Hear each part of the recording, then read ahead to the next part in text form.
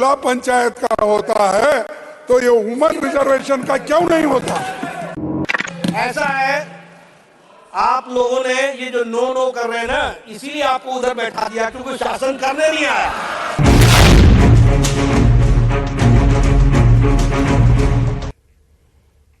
नारी शक्ति वंदन अधिनियम बिल यानी कि महिला आरक्षण बिल लोकसभा और राज्यसभा में पास हो चुका है। इसके साथ ही विपक्षी दलों खासकर कांग्रेस ने 2024 के लोकसभा चुनाव और राज्य के विधानसभा चुनाव में महिला आरक्षण को लागू करने की मांग की है, तो बीजेपी ने इसे 2029 में लागू करने की बात कही।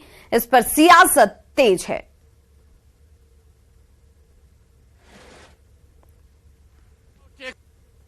भारतीय जनता पार्टी को अपनी माताओं बहनों को सही सम्मान देने के लिए किसी अधिनियम की आवश्यकता नहीं है, पर यह महिला शक्ति वंदन अधिनियम उन दलों के लिए लाया गया है जो मूलतः महिला विरोधी हैं, जिनके यहां महिला को सम्मान, महिला को उनका अधिकार देने का मतलब है अपने परिवार की महिलाओं को अधिकार देना। जैसे कि राजद, यहां महिला को सीट देने का मतलब है राबड़ी देवी को सीट देना, मीसा भारती को सीट देना, सब कुछ अपने परिवार में रखना। देखिए, महिला आरक्षण के लिए कानून बनाना बहुत जरूरी है या नियत का साफ होना जरूरी है? अगर मोदी जी चाहते हैं कि महिलाओं को राजनीति में आरक्षण मिले तो 2024 का चुनाव सिर पर है। 33% महिलाओं को टिकट दे दे भाजपा। कई राज्यों में भी चुनाव होने हैं, वहां 33% सीटों पर महिलाओं को भाजपा टिकट दे के इसकी शुरुआत करे। हम तो यही आग्रह करेंगे उनसे। फिर देखिए, धीरे धीरे सारे दल इसका अनुकरण कर लेंगे। कोई नियम की जरूरत नहीं है अगर नियत साफ हो तो। लेकिन भारतीय जनता पार्टी जो आज महिला आरक्षण बिल को लेकर अपनी वाहवाही ले रही है, ये तो जुमलेबाजी है। आखिर ये बिल पास हो गया तो लागू होगा 29 में। तो हम लोग तो हर चुनाव में हमारी पार्टी, हमारे नेता आदरणीय लालू प्रसाद जी, चाहे वो भगवतिया देवी जी हो, चाहे मुन्नी रजक जी हो, ये उदाहरण है कि लालू जी ने, तेजस्वी जी ने किस तरह से ओबीसी के महिलाओं को, पिछड़ों को, दलितों को सम्मान दिया है और सदन में भेजा है। और नीतीश कुमार जी ने अपने कार्यों से इस बात को साबित भी किया है। 2006 में पंचायती राज व्यवस्था में 50% महिलाओं को आरक्षण देना, नियोजित शिक्षकों में 50% आरक्षण देना, सरकारी नौकरियों में 35% आरक्षण देना, बिहार की बेटियों को सरकारी मेडिकल और इंजीनियरिंग कॉलेजेस में 33% आरक्षण देना, जीविका समूह से करोड़ों महिलाओं को जोड़ना इस बात का द्योतक है कि नीतीश कुमार जी की विचारधारा किस स्तर तक इस पक्ष में रही है। महिला आरक्षण हेतु हमारी पार्टी और हमारे नेता चिराग पासवान जी हमेशा से समर्थन में रहे हैं और सतत प्रयासरत रहे हैं। जहां तक पार्टी में महिलाओं को आरक्षण देने की बात है तो मुझे लगता है कि हमारे नेता चिराग पासवान जी इस मामले में गंभीरता से विचार करेंगे और चुनाव से पहले सकारात्मक परिणाम इस संदर्भ में हमारी पार्टी से आएगी।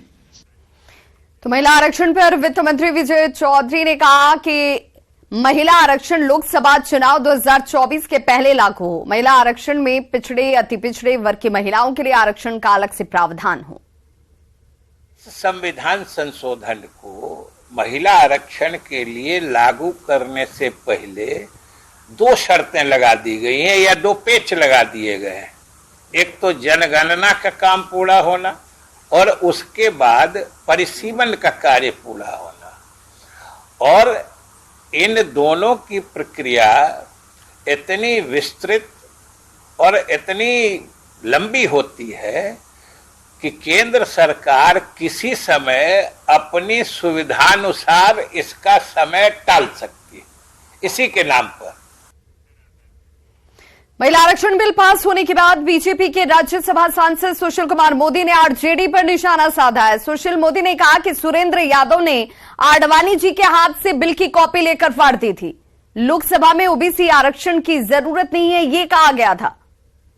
यही राष्ट्रीय जनता दल के सुरेंद्र यादव और इनकी पार्टी के लोग थे, समाजवादी पार्टी के लोग, जिन्होंने सदन के अंदर बिल को फाड़ने का काम किया। सुरेंद्र यादव ने आडवाणी जी के हाथ से बिल की प्रति लेकर फाड़ दिया।